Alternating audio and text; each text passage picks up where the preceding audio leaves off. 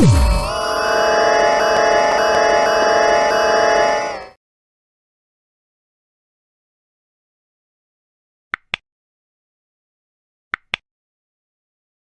punya beban yang tidak terlalu berat lah menurut saya, dan kita lebih enjoy gitu. Kita kalau di negeri itu dulu ketemu sama dosen, mau akrab sama dosen susah sekali. Di swasta itu kayaknya kita kayak keluarga, itu yang saya rasakan. Itu sekali, ada keintiman.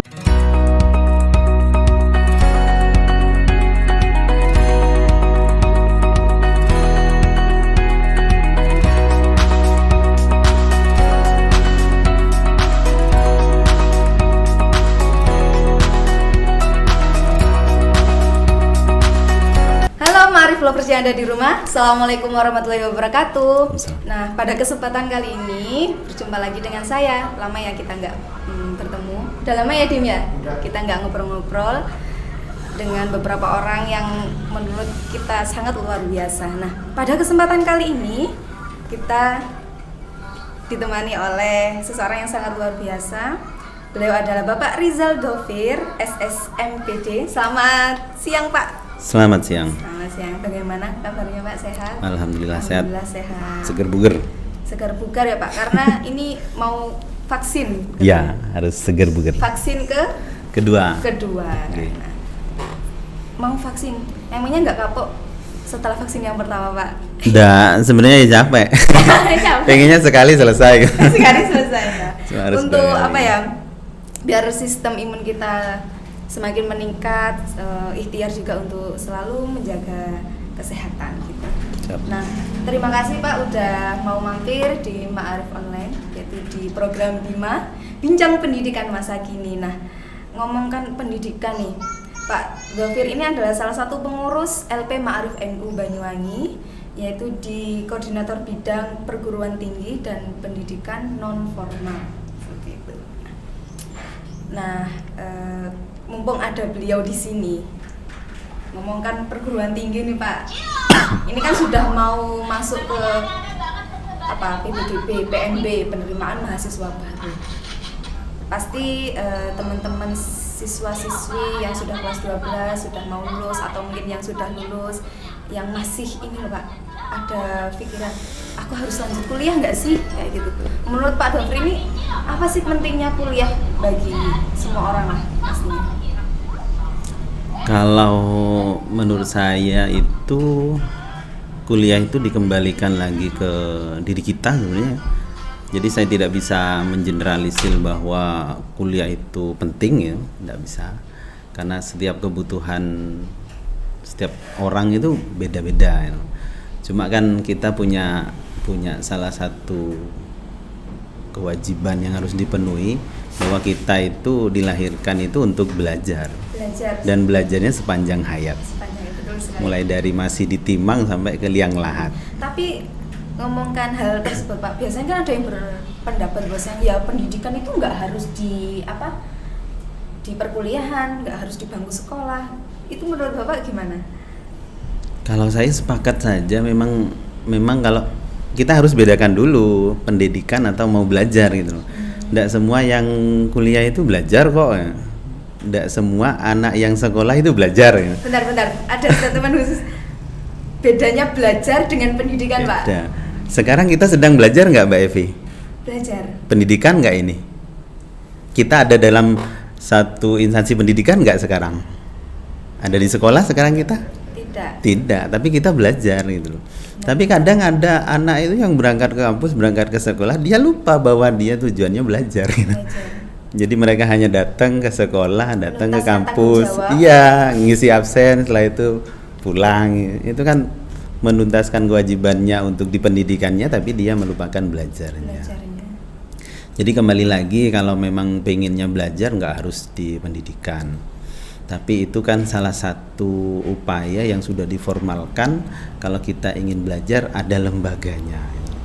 Jadi kalau kita lebih terstruktur lah daripada misalkan kita mau belajar di luar, itu kan nggak terstruktur. Pasti berbeda memang ya Pak, karena pasti beda. Kalau di instansi, di lembaga pendidikan kan kita sudah ada role-nya. Habis ini apa yang perlu dicapai kayak gitu.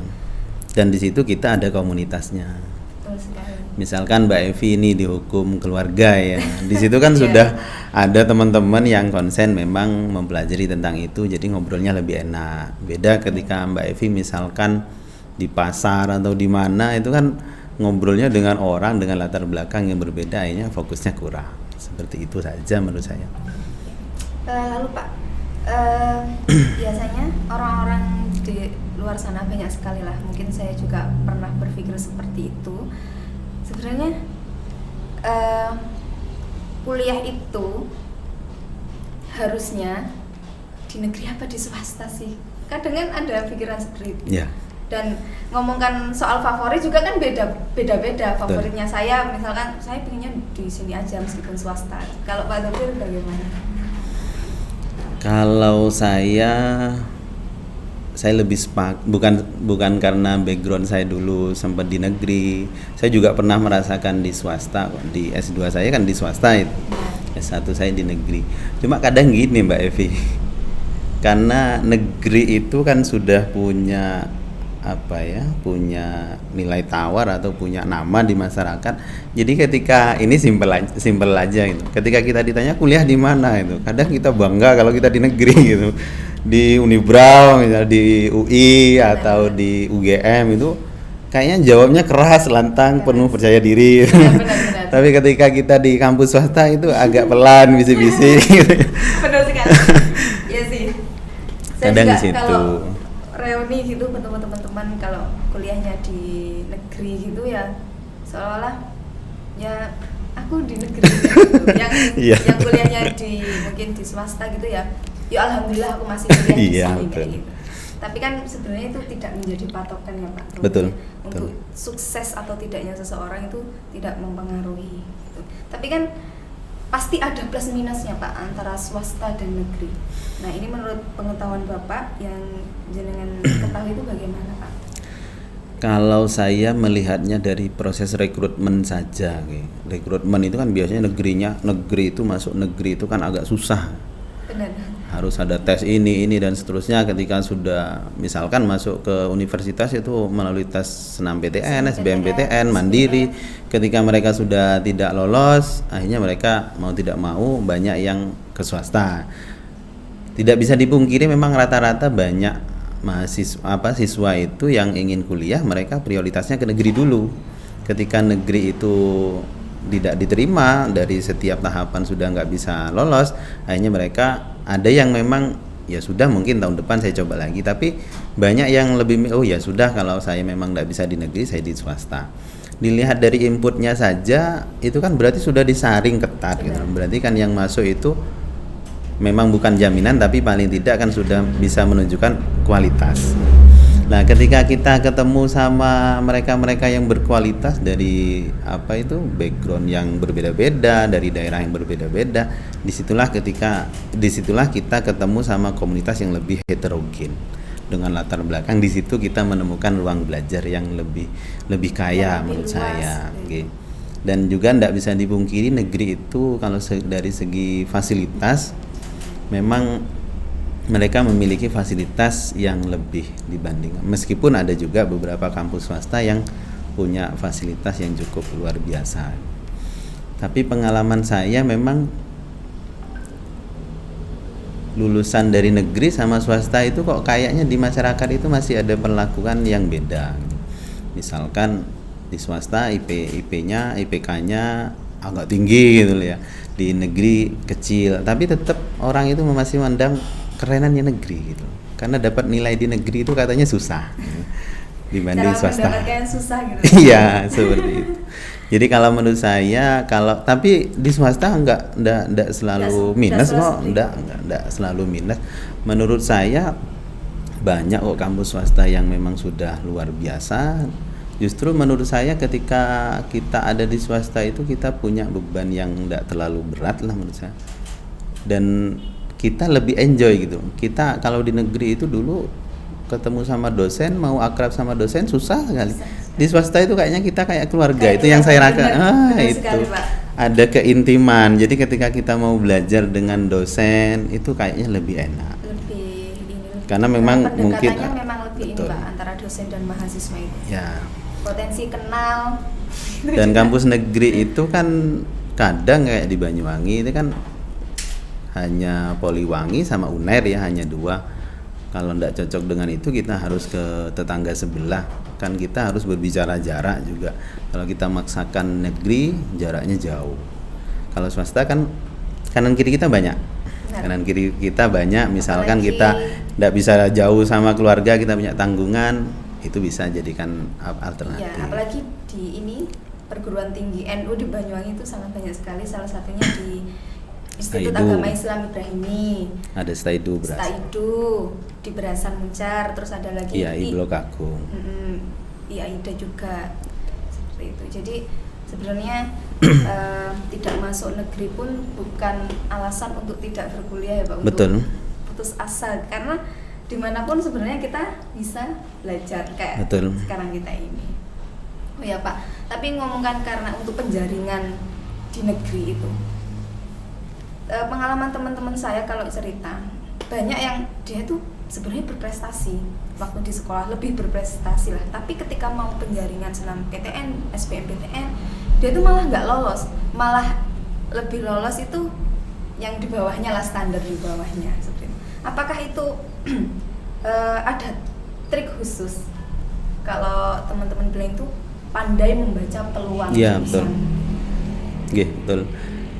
Kalahnya orang pinter itu sama orang bejo. Betul sekali. Kalahnya orang pinter itu sama orang bejo.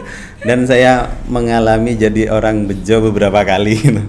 Jadi gini Mbak Evi, misalkan kita milih jurusan itu kan kadang kita diberikan option sampai 2 atau sampai 3. Kita kadang lupa diri gitu loh. Memang banyak orang yang mengatakan itu, pepatah mengatakan gantunglah cita-citamu setinggi langit.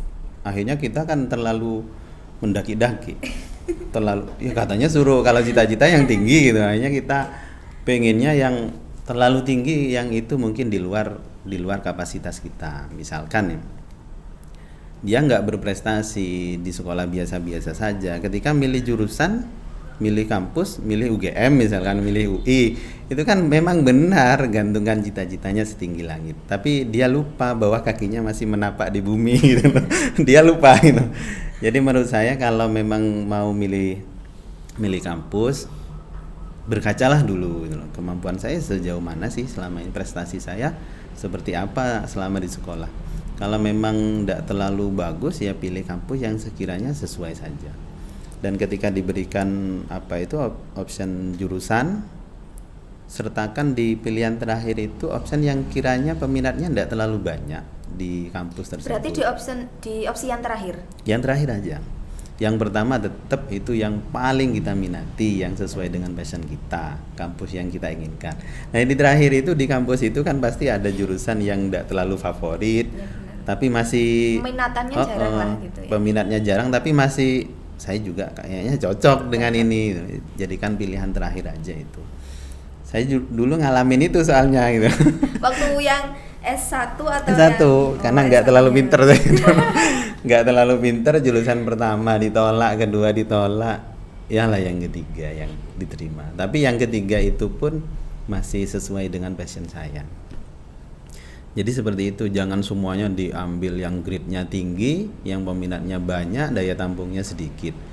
Sertakan di pilihan terakhir itu pilihan yang tidak terlalu banyak peminatnya tapi memiliki prospek ke depannya. Setidaknya kesempatannya itu tidak terlalu mengerucut gitu ya Pak. Betul. Ya? Karena saingan yang ya, contoh sekarang itu ya di sekolah saya itu banyak yang melamar dari jurusan bahasa Inggris, banyak yang melamar dari jurusan MIPA, itu banyak sekali. Ya karena memang terlalu banyak di masyarakat lulusan itu. Karena dulu kan jurusan itu dianggap luar biasa. Sedangkan kayak jurusan sejarah, geografi itu susah sekali, PKN jarang sekali. Kalau kita acuannya seperti itu kan nanti di masyarakat kita harus benar-benar jadi yang paling gitu, yang paling luar biasa agar bisa ditampung. Kalau sama-sama saja pilihannya banyak, ujung-ujungnya kita nggak kepake di masyarakat. Nah, ngomongkan terkait proses pembelajaran itu Pak, apakah gini, karakter seseorang itu tetap mempengaruhi nggak sih ketika dia tuh kuliah di negeri atau di swasta? Apakah seseorang itu tetap harus punya kayak kesadaran diri seperti itu? Karena kan banyak yang bilang sekolah kuliah di negeri tidak akan menjadi jaminan kayak gitu. Terus kuliah di swasta pun tidak menjamin kalah dengan yang negeri. Ya, Bapak bagaimana? Yang penting sebenarnya kalau sudah kuliah itu masalah kita sebenarnya sudah tuntas itu. Yang jadi masalah gitu, kita nggak kuliah ya. Kita nggak mau kuliah tapi mempermasalahkan kuliah gitu. Itu ya, jadi benar. masalah. Ketika kita kuliah itu kan sedikit kewajiban kita untuk belajar itu kan sudah itu kan bagian dari ikhtiar kita mempersiapkan masa depan kita, itu kan ikhtiar saja. Nah, perkara hasil itu kan nanti yang bisa jamin menurut saya itu ya kita sendiri gitu, bukan kampusnya, bukan nilainya, tapi kita sendiri. Memang banyak yang nilainya bagus dari kampus favorit, ternyata dia ya nggak dapat pekerjaan, dia nggak ngapa-ngapain di rumahnya. Ya kembali lagi ke dirinya sendiri gitu. Kembali lagi ke dirinya sendiri ketika kuliah itu benar-benar dapat ilmunya, benar-benar nggak dia membangun relasinya, benar-benar nggak hadir dalam komunitas itu dan berkontribusi gitu. Karena menurut saya itu kalau istilahnya di kampus itu kan kawah candra di muka, di mana kita di kampus itu benar-benar ditempa. Dan kalau Mbak Evi itu sudah kadung milih jurusan, suatu saat Mbak Evi itu akan dilabeli. Oh, kalau urusan keluarga yang paling paham Mbak Evi. Nah, itu beban buat jenengan itu beban suatu saat. Jadi beban tersendiri. Lah ketika Mbak Evi setengah-setengah nyari ilmunya, ketika orang sudah menaruh ekspektasi yang begitu tinggi, itu kan jadi beban buat Mbak Evi. Nah, harusnya ke sana. Oh, ketika saya sudah masuk hukum keluarga ya, berarti saya harus paling paham tentang hukum keluarga Islam itu. Harus seperti itu. Karena ya itu, kalau kita kayak di pondok aja, kita nggak pernah mondok, tiba-tiba kita masuk ke komunitas santri, pakai sarung, pakai peci, pakai baju putih, alim. Ya kayak gitu sudah. Kayak gitu sudah. Makanya hati-hati satu milih jurusan itu hati-hati, karena itu jadi labelnya jenengan. Dan saya pernah dapat masukan dari senior saya itu, kalau berani branding lah dirinya sendiri. Branding Mbak Evi, misalkan Mbak Evi di branding, saya pakar hukum keluarga Islam. Amin. Branding itu aja mulai sekarang. Amin. Medsosnya Mbak Evi penuhin dengan itu. Jangan gitu dipenuhin ya? dengan selfie.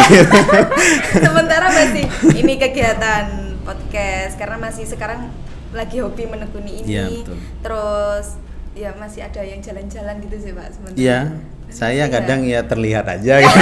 Bukan stalking, ya terlihat gitu. Tapi memang benar Mbak Evi ketika jenengan misalkan membranding dirinya sebagai saya ini pakar hukum keluarga Islam.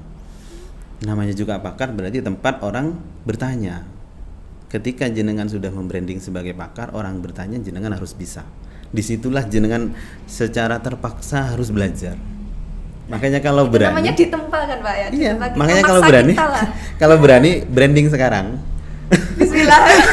Benar sekali. Kalau berani branding sekarang, orang akan banyak bertanya, jenengan dipaksa belajar. Tempaannya lebih keras lagi, hasilnya pasti lebih baik lagi. Kadang juga kalau teman-teman gitu, sama-sama mahasiswa yang sejurusan gitu, ora HKI, ora samawa kayak gitu bahasanya. Karena kita memang yang dibahas ya tentang keluarga, bagaimana proses terbentuknya menjadi keluarga, terus bagaimana keluarga itu sendiri. Susah nggak nanti HKI itu nyari jodoh? Karena harus selektif. Itu adalah apa? Bagaimana Dim, sudah ada pandangan mau kuliah di mana? Harus dong, tahun ini berarti harus mau kuliah. Amin, Pak. amin, amin. Ini calon mahasiswa. Amin. Udah putus berapa tahun setelah SMA? 2 tahun. Lulus tahun 2018 kan?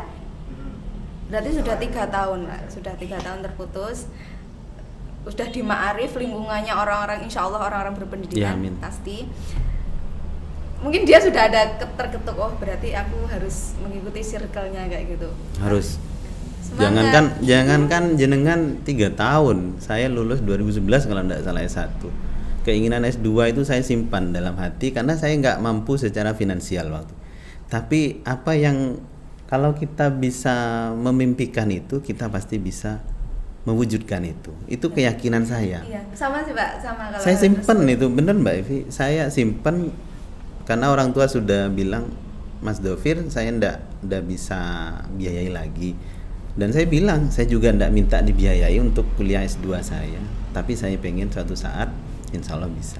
2016 bisa. Benar sekali. Saya soalnya bisa. Suka mutus 4 tahun Pak, proses bekerja dulu benar-benar, terus alhamdulillah ya di tahun 2020 kemarin itu alhamdulillah saya bisa kuliah. Sekarang masih semester 2, jadi apa ya, memang untuk proses untuk bisa mencapai hal tersebut, setidaknya saya masih punya keinginan pada saat itu Pak. Betul. Kuliah dan kuliah ya.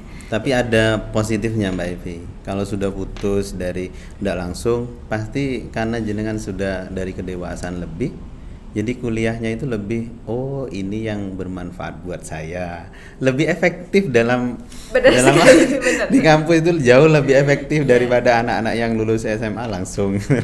Iya, memang pasti ada plus minusnya. Sudah kenal dunia luar juga kan Pak, jadinya ya, kalau kuliah tujuannya apa kan sudah pasti seperti itu. Jadi tim sudah ada pandangan mau kuliah kemana. Nah, ya, wah, kuliah favorit. Nah, kalau menurut Pak Dovir kuliah favorit itu kuliah di perguruan tinggi favorit menurut Pak Dovir itu bagaimana? Karena kan setiap orang beda-beda Pak. Kalau saya ini pengalaman yang S3 saja nggih. S3. Saya kuliah di S3 itu awalnya ragu itu soalnya gini, bukan berarti saya sudah paling ahli di bahasa Indonesia. S1 saya sastra Indonesia, S2 pendidikan bahasa Indonesia. S3 itu saya galau di situ. Saya milih pendidikan lagi ndak, milih bahasa Indonesia lagi ndak. Teman-teman banyak bisikin itu. Ya harus S3-nya bahasa Indonesia lagi dong, biar linier. Tapi saya berpikir gini, masa sih dari S1 sampai S3 saya harus belajar bahasa Indonesia? Bukan berarti cakupan bahasa Indonesia sudah sangat saya kuasai, bukan. Cuma saya pengen sesuatu yang beda lah. Tapi teman saya masih bilang gini, S3 bahasa Indonesia itu juga beda katanya, beda dengan S2 dan S1. Iya, tapi tetap bahasa Indonesia. Hanya saya milih pendidikan luar sekolah itu karena masih di lingkup pendidikan dan kita ngurusin skup pendidikan yang jauh lebih luas. Kalau terkait di kampus yang favorit, jangan itu apa ya, jangan dijadikan yang utama itu loh Jen. Oh kalau saya nggak di kampus favorit saya nggak mau kuliah lah, jangan. Saya yakin gini aja, makanya saya tadi bilang yang bisa menjamin itu adalah diri kita sendiri. Harimau itu raja hutan ya, dia dimanapun tetap ditakuti. Harimau itu jenengan bawa ke rumahmu tetap ditakuti, di hutan dia ditakuti, tetap dia jadi raja. Saya pernah juga bilang ke murid saya bahwa kalian itu kalau bunga mawar itu kalian tanam dimanapun bunganya tetap bunga mawar. Kalian tanam di peceren pun dia tetap bunga mawar dan tetap indah. Karena gitu. Dia sudah punya nilai gitu ya Pak. Betul. Sudah dikenal bahwasanya mawar itu indah dan wangi. Mbak Evi yang orang luar biasa ditaruh dimanapun tetap jadi orang luar biasa. Jadi bukan karena di kampus favorit saya pasti berhasil, saya pasti juara atau enggak. Lebih kepada saya lebih sepakat bahwa lebih pada diri kita sendiri yang menjamin. Plus minus juga sih Pak ya. Betul. Mungkin kalau kita sudah memiliki value diri, terus kita masuk ke negeri juga kadang kita untuk memunculkan diri pun usahanya harus lebih keras daripada kita kuliah di swasta seperti itu. Yep. Jadi pengalamannya Pak Dovir sudah S1 di kampus negeri, S2 di kampus swasta, tapi menurut saya juga meskipun swasta kan sudah sangat terkenal sekali Pak. Terus S3-nya sekarang di negeri lagi. Jadi sudah memiliki pengalaman antara swasta dan negeri itu Pak ya. Hal utama dah Pak, hal utama yang paling menonjol perbedaannya udah. Mas Zaki itu pernah saya bawa ke kampus Unisma. Dan Mas Zaki itu sempat kaget. Kenapa yang menyambut kita orang-orang Ma'arif Banyuwangi yang menyambut itu benar-benar orang-orang penting di Unisma. Semuanya hadir di ruangan. Keluar dari ruangan Mas Zaki langsung bilang, "Iku wong penting kabeh." Gitu. Yang nemui kita itu orang penting semua, penolane kampus semua. Nah saya itu yang ini Pak, benar saya. Ya benar Pak Direktur, semua kaprodi hadir semua di ruangan itu nyambut kita. Padahal saya mahasiswa yang baru lulus dari Unisma, bawa Mas Zaki ketua LP Ma'arif. Beliau sambutannya luar biasa. Disitulah menurut saya sedikit perbedaan kampus negeri dengan swasta, yang kita itu benar-benar kayak keluarga gitu. Kita mau deket itu mudah sekali. Beda kalau negeri itu kita susah sekali. Saya deketin dosen itu memang sempat berhasil, tapi tidak bisa semuanya. Ya mungkin karena saya dulu kurang potensi atau seperti apa. Ini kan beda pengalaman. Tapi pengalaman saya seperti itu. Kalau dia satu juga kan kita masih kayak antara guru dan murid gitu ya, masih ke bawah itu kadang gitu. Tapi kalau sudah di atas lagi itu kan sudah benar-benar kayak temen kita, jadi belajarnya lebih enak. Sangat luar biasa sekali. Kita kapan-kapan nambah boleh nggak sih Pak? Nambah waktunya Pak Dovir. Ya Dim ya. Sesi kedua gitu Pak. Sambil ngopi. Iya, masuk. Oh iya, Ma'arif online yang ada di rumah. Pak Dovir ini juga punya usaha kopi juga di rumah. Tadi ini kesalahan teknis mungkin ya, kok nggak ada kopi ini, sampai malu ada juragan kopi di sini. Ya benar sekali. Baik Pak, tidak terasa apa ya, 15 menit sudah berlalu. Tapi cepet, saya tadi kan bilang 15 menit di depan kamera itu lama Pak rasanya. Tapi ternyata kalau sudah enak ngobrol kayak gini sangat luar biasa sekali, sangat berbobot. Semoga di kesempatan selanjutnya kita dapat berjumpa kembali dengan Ma'arif Lovers yang ada di rumah. Dan perlu saya sampaikan kembali, program Bima ini, Ma'arif Online, didukung oleh BPJS Ketenagakerjaan dan juga Bank BTN. Jangan lupa dukung terus program kami di LP Ma'arif Bangkit Channel. Jangan lupa subscribe, like, dan share ya. Pak, sudah subscribe apa belum? Sudah ya. Sudah. Kalau belum, saya pantengin sekarang harus subscribe ini. Sudah. Nah, untuk menutup perjumpaan kita pada siang hari ini, mau Pak closing statement. Kayak seperti itu menurut Pak. Saya cuma pesan, kalau yang pengen kuliah masih bingung tentang harus milih negeri atau swasta, kembalikan lagi aja pada diri kita yang butuh. Jadi ibaratkan saja mas-mas atau mbak-mbak yang pengen kuliah itu ibaratkan mau makan, di meja makan itu hidangannya begitu banyak dengan menu yang begitu beragam, pasti jenengan akan milih. Misalkan saya suka nasi goreng, akan ngambil nasi goreng. Nah berarti seperti itulah milih jurusan, milih kampus. Pilih yang menurut mas-mas atau mbak-mbak itu paling cocok dengan diri Anda. Jadi seperti itu. Jangan terdikotomi dengan kampus swasta itu kurang bagus, kampus negeri itu pasti bagus dan menjamin kesuksesan. Tidak. Kembali lagi pada diri kita, benar-benar enggak kita mau belajar. Jadi seperti itu. Yang penting belajarnya ya Pak ya. Baik Pak, terima kasih atas waktunya. Baiklah, kami undur diri. Saya Evi Yuniarsih dan juga Pak Rizal Dovil. Pamit undur diri. Assalamualaikum warahmatullahi wabarakatuh. Waalaikumsalam.